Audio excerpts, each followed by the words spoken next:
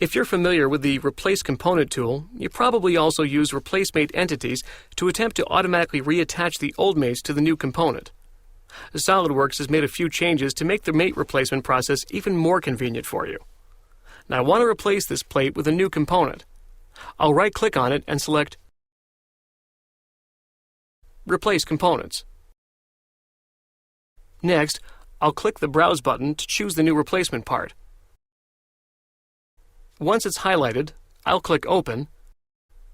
I'll leave the rest of the options at their defaults and click the green check. The same pop-up windows that we've seen in the past when using this tool appear. The Missing Entities toolbar and preview window.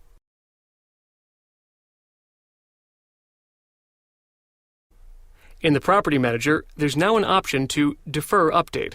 This will allow you to select the replacement entities without having the model constantly update. This can help speed up the replacement process since you don't have to wait for the assembly to update or constantly reorient the model when the mates are reactivated. I'll be sure that the Defer Update option is checked.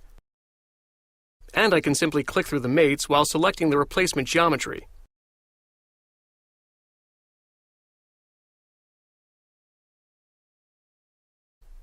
Finally, I'll click the green check and you can see the assembly updates like we'd expect. This is really nice, because in the past, you'd sometimes run into trouble with components moving unexpectedly as the mates get added.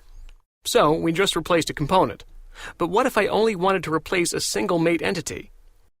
Well, to do this, I can click on any of the mates and choose Replace Mate Entities from the pop-up toolbar.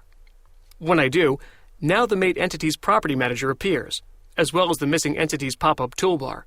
Before, the pop-up toolbar only appeared during the replace component process for all the mates.